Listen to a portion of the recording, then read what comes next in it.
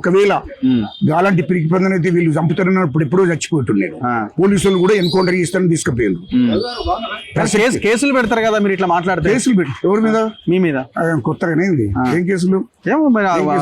Unparliamentary language. Unparliamentary language అయ్యో నాకు తెలియదు. అన్పార్లమెంట్ మాట్లాడే కదా ఆ కేటీఆర్ కేసీఆర్ గీటలు ఇవన్నీ నేను చెప్తున్నా. ఊరికే మాట్లాడితే వస్తున్నా.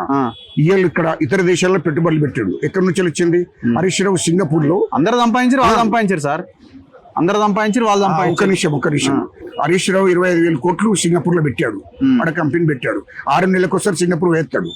ఫ్లైట్ టికెట్ సహా నేను చూపిస్తాను. మీరు ఏం టికెట్లతో సహా అన్ని ఉన్నాయండి, అన్ని ఉన్నాయి. తొందరపడకండి. ఆయన ఎప్పుడు సింగపూర్ కి ఏం పని అండి?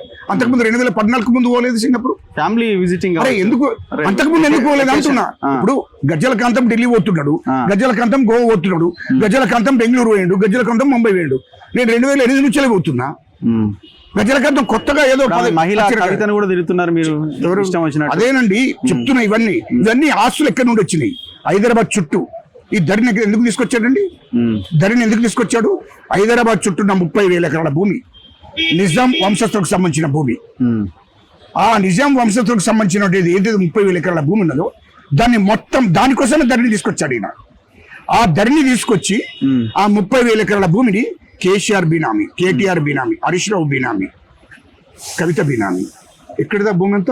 అంతకుముందు మీ ఆస్తులు ఎంత? మీ బినామీల పేర్లు పెట్టుకుని హైదరాబాద్ చుట్టూ 30,000 ఎకరాల భూమి ఎక్కడి నుండి వచ్చిందో చెప్పండి.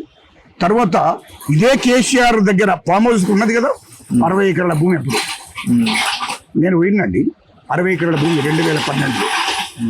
ఇలా 600 ఎకరాలు ఎక్కడి నుండి వచ్చింది అది? Farm house. కేటీఆర్ కు అంతకుముందు ఫామ్ హౌస్. తీసుకోండి, మీరు గవర్నమెంట్ లో మీరు ఉన్నారు, తీసుకోండి. ఇప్పుడు ఓపిక పట్టండి, విచారణ జరుగుతుంది. ఇంకా కొంచెం టైం ఉన్నది. టైం వేసినట్టు లోపలికి నుంచి బయటికి రారు. అది గుర్తుపెట్టుకోండి. మీరు కొద్దిగా ఓపిక పట్టండి. మీరు కూడా ఇవాళ కేటీఆర్ కు ఫామ్ హౌస్ 100 ఎకరాల ఫామ్ హౌస్ ఎక్కడిది? అంతకుముందు లేదే. మరి ఈ ఫామ్ హౌస్ ఎక్కడి నుండి వచ్చింది కేటీఆర్ కు? అదే కవితమ్మకు 100 ఎకరాల ఫామ్ హౌస్ ఎక్కడిది? బంజారాహిల్స్ లో 150 కోట్లతో ఇల్లు కట్టింది. ఎక్కడి నుండి వచ్చింది?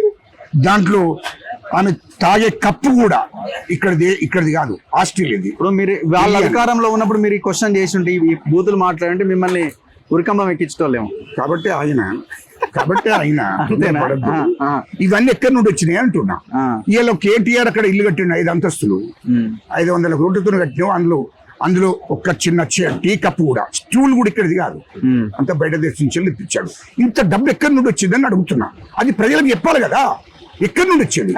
ఓపెన్ కనిపిస్తున్నది కరప్షన్ అని అన్నది కదా. డౌట్ ఏమంటే ఎవరి సొమ్మది? తెలంగాణ ప్రజలది, తెలంగాణ ప్రజల శ్రమ. అవును. ప్రభుత్వాన్ని మొత్తం దివాళ్ళు ఇచ్చారు, ప్రభుత్వాన్ని దోసుకున్నారు, ప్రజలను దోసుకున్నారు. ఇంత దోపిడీ జరుగుతుంటే నేను ఒక తెలంగాణ ఉద్యమకారునిగా, ఇంత కష్టపడి ఉద్యమాలు పోరాటాలు చేసి వచ్చినోడిగా, మరి నేను మాట్లాడకపోతే ఎవరు మాట్లాడతారండి? చెప్పేది తినండి. ఇంత దోపిడీ జరిగింది కదా, ఇంత దోపిడీ జరగంగా కూడా ఎవరు మాట్లాడకుండా ఉంటే అది కరెక్ట్ కాదు. ఎందుకంటే ఇవన్నిటి మీద విచారణ జరుగుతుంది. కాళేశ్వరం ప్రాజెక్టు మీద విచారణ జరుగుతుంది. 70,000 కోట్లు అంచనా. ఏమైనా ఆధారాలు బ్యాగులు ఏమైనా ఉంటే 2-3 ఏమైనా చూపిస్తే నేను చెప్తాను, చూపిస్తాను. అవన్నీ మీకు ముందు బ్యాగులు ఏమున్నాయి? బ్యాగులు ఏమి లేదు. ఇవాళ కాళేశ్వరం ప్రాజెక్ట్ ఉంది, దాంట్లో మీకు కూడా తెలుసు. రోజు మాట్లాడుతాం. 70,000 కోట్లు 150,000 కోట్లు పెంచాడు, 80,000 కోట్లు దోశాడు. ఇలా ఫోన్ టాపింగ్ ఉంది. 40,000 మందిని ఫోన్ టాపింగ్ చేస్తారా? చేయొద్దు. దానికి నేను ఇబ్బందులు ఉన్నాయి కదా. ఫోన్ ట్యాపింగ్ చేయడానికి ఒకవేళ ఈ దేశానికో రాష్ట్రానికో నష్టం జరుగుతుంది, రాష్ట్రానికి నష్టం జరుగుతుంది, రాష్ట్ర ప్రజలకు నష్టం జరుగుతుంది, దేశ ప్రజలకు నష్టం జరుగుతుందంటే అప్పుడు వీళ్ళు కమిటీ ఉంటుంది. అది నిఘా వర్గాలు ఉంటాయి, అది ఇంటెలిజెన్స్ రిపోర్ట్ ఉంటుంది.